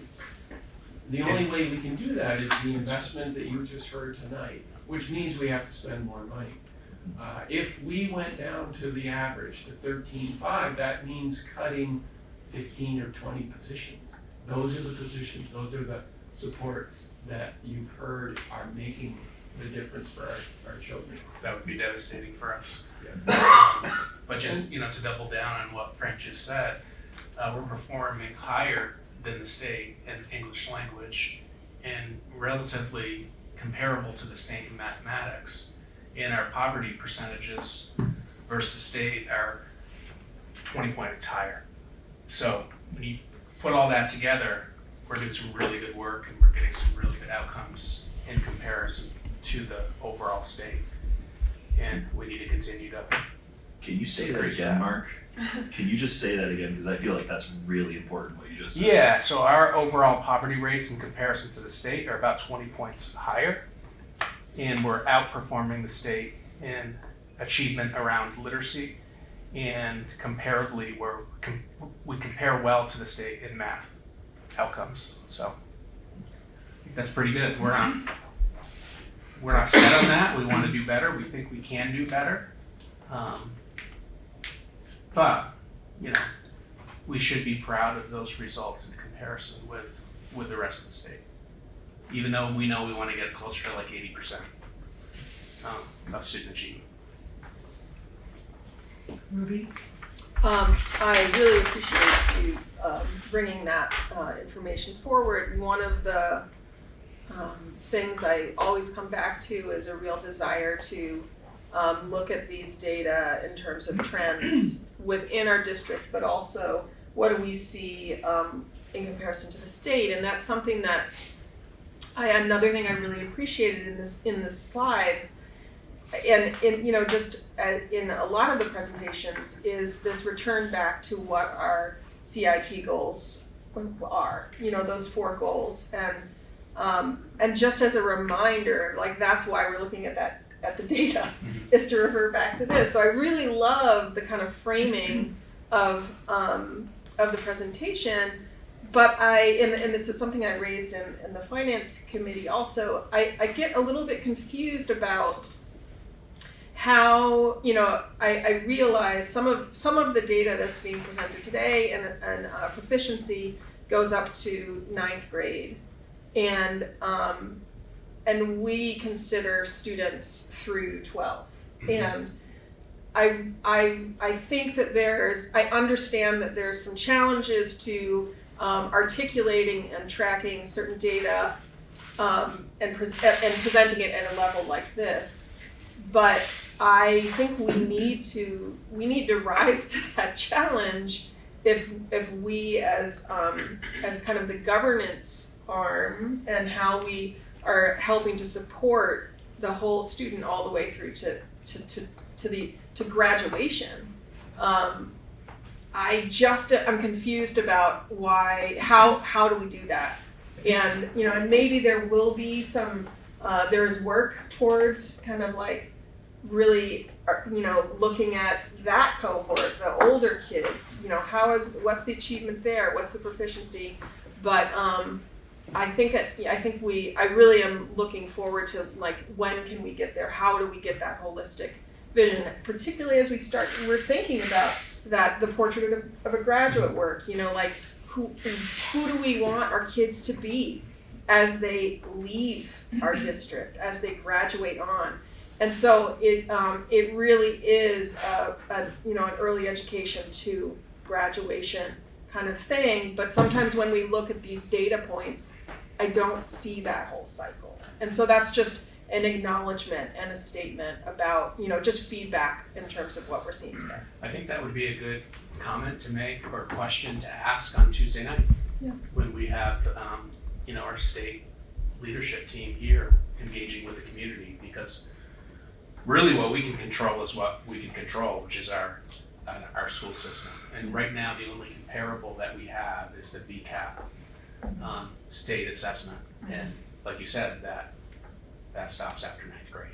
Yeah. So I think it's a great question for the secretary and her team in terms of the future vision. Sean, you had your hand up. Yeah, I would just, hearing what everybody said tonight, I was really impressed sort of with the collective method that has been developed to achieve things that are very difficult to achieve. And yet the focus is so tight, and it has to do with money, it has to do with personal lessons, personal abilities, and so I take my hat off to y'all. Thank you very much. Thank you. And really thank you to the teachers. They Yeah. put in a lot of work and a lot of effort, and they've learned these 2 new curriculums at the elementary level, and they work on it every single day. And they bring it to life for our students. And also a shout out to our kids who engage with it every day and grapple and are learning to be resilient and persevere and collaborate and take initiative. And they're just becoming wonderful learners. So these are these 2 new programs that it seems to me Deb Cardane presented a few years ago. Isn't that correct? Yeah. Yes. And then Stacy, you were talking about IM Yes. in that presentation. Okay, and so that was a pilot program, and now we're seeing it across all grades at this point. This is our first school year full implementation of both of those programs. Okay, It's great. been kind of a slow build Yeah. for the last 4 Right. years. Good, all right. And over time, we'll expect to see greater proficiency with the programs. For example, our 5th grade teachers are still teaching kids who haven't had EL from the beginning. Right. So as we spend more time doing that, same with IM, there will be greater proficiency around implementing the programming, and students will have the background knowledge necessary to be fully successful. And I think it's been a big ask of teachers to implement two things at the same time, two new curricular programs, but at the time, we had availability of ESSER funds to fund the purchase of new curricular programs. So again, in the spirit of fiscal responsibility, maximizing our resources so that we could put programs that represent best practice that we know are gonna be great opportunities for students in place. Great point. Great, thank you. Thank you. Any other questions or comments before we move on? Thank you very much. This was excellent. Thank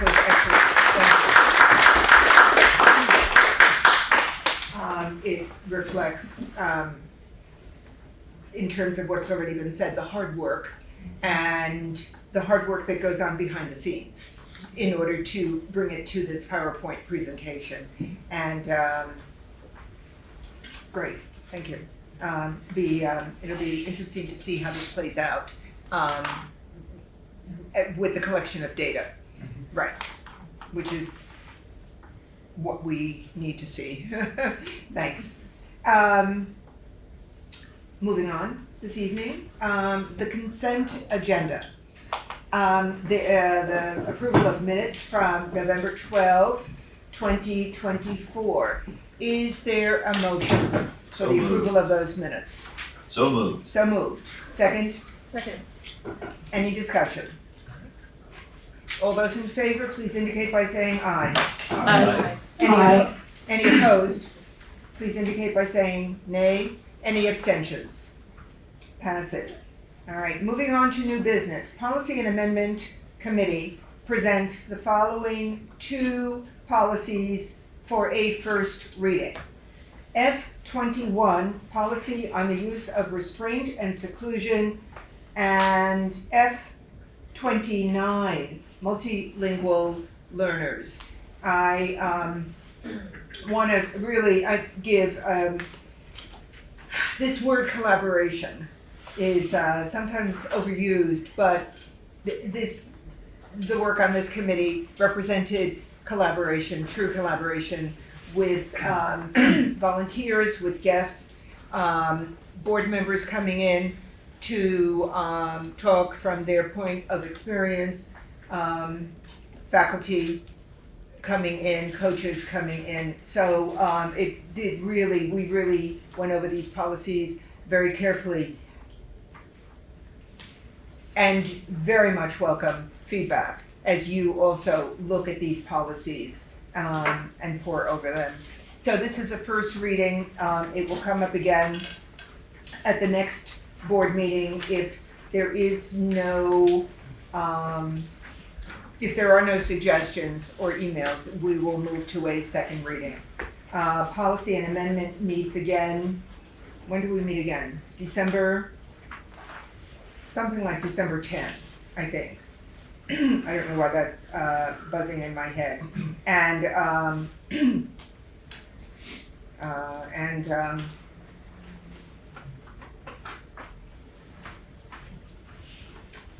December 11, Wednesday, December 11, 2 o'clock, in the central office. So a plug for Policy and Amendment.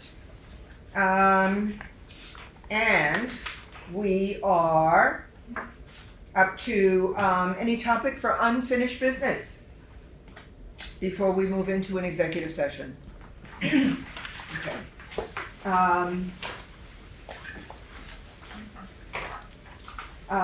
Is there a motion to find that premature general public knowledge would clearly place the public body or a person involved at a substantial disadvantage? So moved. Second? Second. Any discussion? All those in favor, please indicate by saying aye. Aye. Any opposed? Nay. Any abstentions? Okay, moving on.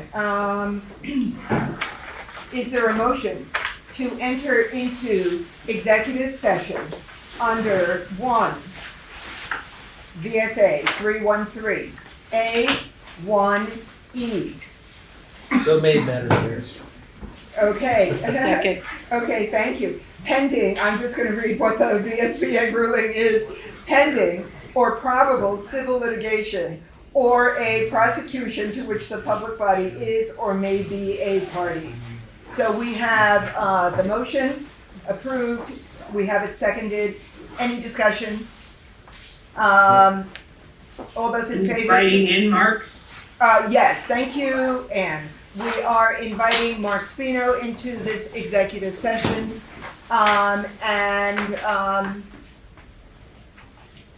We haven't taken the vote yet, have we? No. Okay, got it. All those in favor, please indicate by saying aye. Aye. Any opposed? Any abstentions? Thank you very much. We are going into executive session. Thank you. Will there be action? No action is anticipated. No action is anticipated. Thank you very, very, very much.